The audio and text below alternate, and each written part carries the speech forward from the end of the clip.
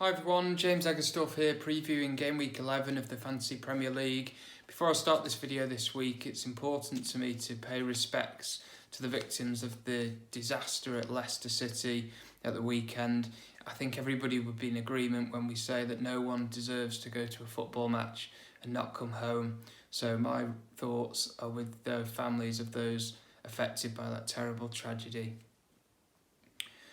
Thanks for tuning in. I'm going to talk this week about the usual format in the video. I'm going to reflect on game week 10. I'm going to talk about game week 11. We're going to have left field options, the FPL donut, and captain of the week. So talking about game week 10, I had a really good week with 82 points. That's got me up with another green arrow, so I'm just inside the top 300,000k right now. So from where I was, which is around the 950,000 mark, that's a real sense of achievement, sense of progress. That's 4 consecutive red arrows. So that feels pretty good, going in the right direction. Bit of a funny game week with only 10 of my players out of the squad that I have actually getting onto the field. I had Arnautovic, who was ill, Højbjerg, who was also ill. I don't know if they've got the same bug. Robinson, of course, was dropped, and Hazard sadly was injured. I say dropped for Robinson. He was rotated, wasn't he? So the guy's doing the damage. Matt Ryan again, brilliant, absolutely fantastic set of results for him. Picking up save points, picking up bonus. Callum Wilson continues to thrive in that Bournemouth team. He's now the top performing forward in the whole game. So really reaping the benefits of having him right now. Mendy, that decision to keep on to him looks like a pretty good one. He turned in a clean sheet, so that's 21 points now in the last 3 game weeks. So I'm really pleased with that. And of course, Mane, 15 points. I'll chat about it a bit later. I think I maybe was let off the hook a little bit there. Salah, of course, also getting 15 points, but far more expensive. But I'll come to that a bit later in the video.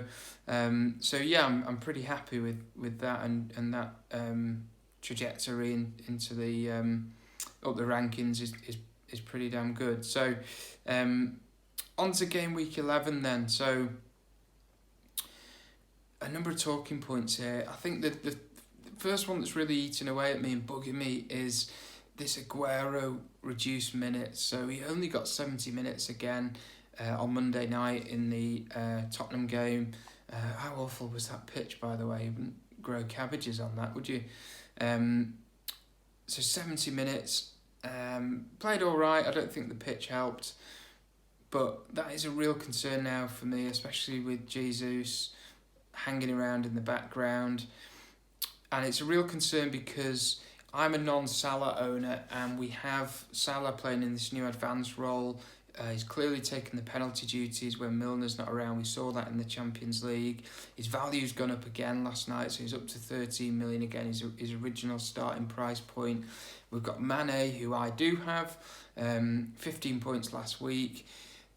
Is he going to get to the point where he's too good to drop? So are we going to get to the point where Salah is kind of back to being that point where he was last year, where it's too risky not to have him? Because if you don't, everybody else who does have him is probably going to captain him. And is he likely to get some points with some of Liverpool's fixtures on the horizon? I know they've got Arsenal this time round, but down the line they've got Fulham at home. They've got another couple of decent games on the horizon beyond that. So something creeping into my mind.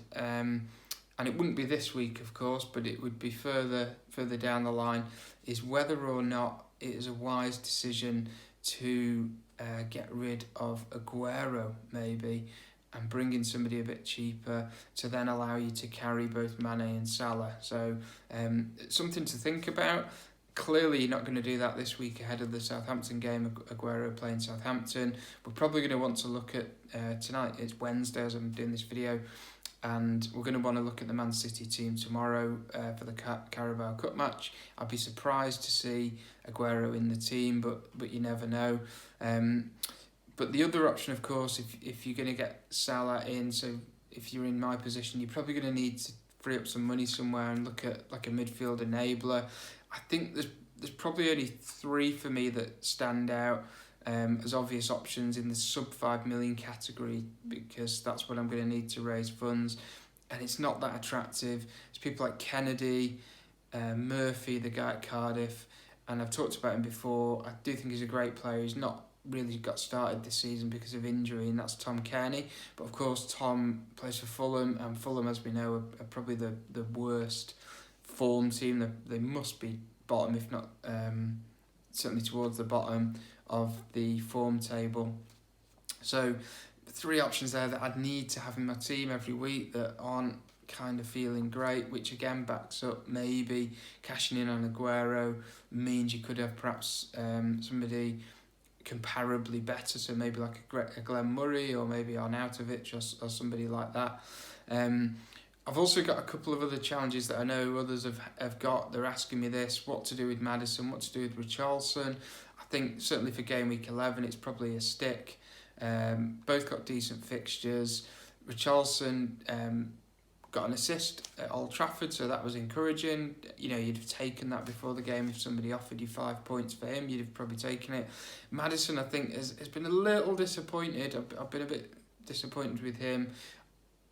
I did watch the Leicester game against West Ham, and I also watched him against Arsenal. I thought he did okay.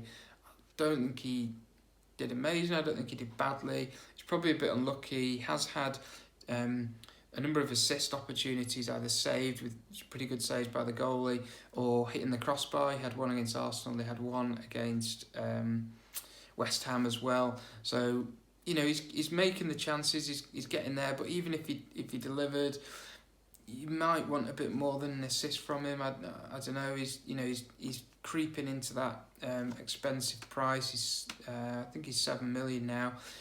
When you've got people like Pereira, Watford, who's scoring better. Delafeu, I tipped him last week and he scored at weekend. I thought he looked great. So, you know, these guys are a lot cheaper and they're probably playing in a Watford team that, compared to certainly to Leicester, maybe not to Everton, but they're certainly probably on better form, you'd say. Maybe then it comes down to the fixtures. Are the fixtures as good? And I do think, if memory serves, Watford's fixtures might be a bit tricky. So that's my sort of view on game week 11.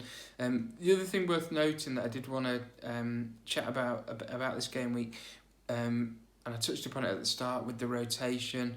So Andy Robertson rotated for Liverpool on Saturday. Did that surprise me? No. Did I think that was going to happen? No. But am I surprised to see him rotated in a home game against Cardiff when he's got his deputy is Moreno? We're probably not going to see him loads in the Premier League this season. But does it make sense for Klopp to give Robertson a break at that moment? Yeah, I think it does. So as FPL managers, we can't put in these premium players from the top teams, particularly teams that have Champions League commitments, and expect them to be there playing every single week. So me as a Mendy owner, they play Southampton at home on the weekend. They have a Champions League game the following midweek, which is really important. Would it therefore surprise me to see Mendy sat amongst the subs and Delph or Zinchenko getting a game at left back? I can't say it would surprise me. This isn't me sitting here saying I think that's going to happen. It's me saying it would not surprise me to see him rotated for that match. And as a result, I need to plan accordingly and make sure I have a bench of players that are playing and available to fill in when needed. I don't think that. I also think on the other side, it doesn't mean we need to avoid all these players and only pick players from the Crystal Palaces and Evertons of this world who we're confident will play. I think we just need to accept that within the big teams, people are going to get rotated. These are high ownership players. It's going to affect, the news on Robertson. It wasn't just me in an isolated incident sat unhappy on Saturday. There's loads of us have got these players, but where you get the advantage is having players who could sub in and get a result for you and hopefully do a bit better than the guys that subbed in for me that got a grand total of 3. But hopefully some weeks you're going to get a few more points than just that. So it's really important you've got that bench of players that are going to give you an option. So moving on then to left field options. Usually we go for defender, midfielder, attack.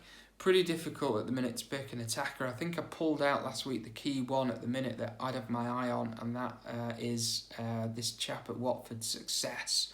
Looks like he could be a bargain, and he might open up again that 3-5-2 formation.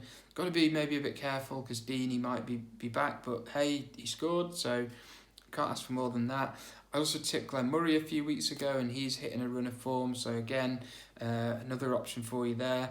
But I pulled out a couple of defenders, and I pulled out a couple of midfielders for the left field options this week. So I really like the look of Lucas Dieng. I think I've pronounced that right, but it's the French chap playing left back for Everton. It's available at 4.8. Everton do have that funny fixture pattern where it's home game, which is favourable, away game, which is quite tricky. So this might be a guy that you want to bring in as part of maybe a rotation system, or maybe you can't afford one of the other premium defenders. Maybe you've already got Doherty, for example, at Wolves, and you want somebody to buddy up with him and give you options there. I like the fact this guy's getting forward. I like the fact he's on some set pieces as well. Clearly a favourite of Silva, and because he's out of Baines, so that's good. So I like the look of him. This is a real left field one, so stick with me on this. But I pulled out Schindler from Huddersfield, so he's available for 4.3, and there's a number of reasons I've picked him out. 5 of his next 8 games are at home to teams currently sat in the bottom 10. So he's got a pretty good run of fixtures, and something happened here in the UK last weekend, which adds to the appeal of him, and that is the clocks change. So basically, if you go outside at any time after 4 o'clock in the UK now, it's pretty much pitch black.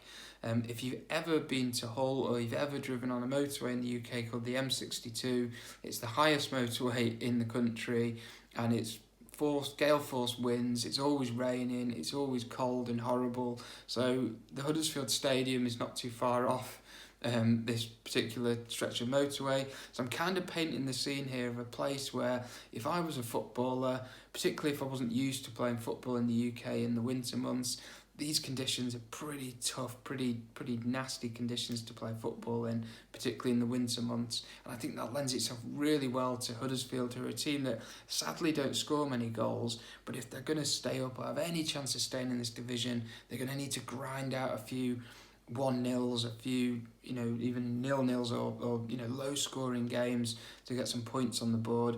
And Schindler is a guy that plays every week. He has a little bit of an attacking track record as well of scoring from set pieces. So if you're stuck for a budget player and you want something a bit different, maybe have a look at him, because like I say, Huddersfield have got some decent fixtures. So there's also some players in midfield that are kind of real left field options, because they're playing in a team that haven't done great, but they've got 4 out the next 6 games are at home, and these are 2 lads from Cardiff that I quite like the look of. This chap Patterson is down as a midfielder, he's playing up front, he scored 2 in the last 2, and he's available for 5.2.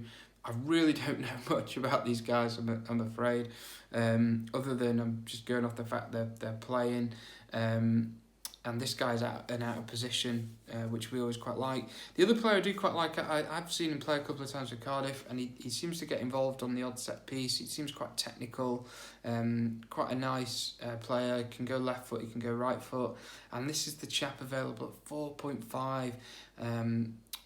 Camarasa, his name is. So maybe if you need money for Salah and you can't afford anybody else, this guy might be somebody that could help.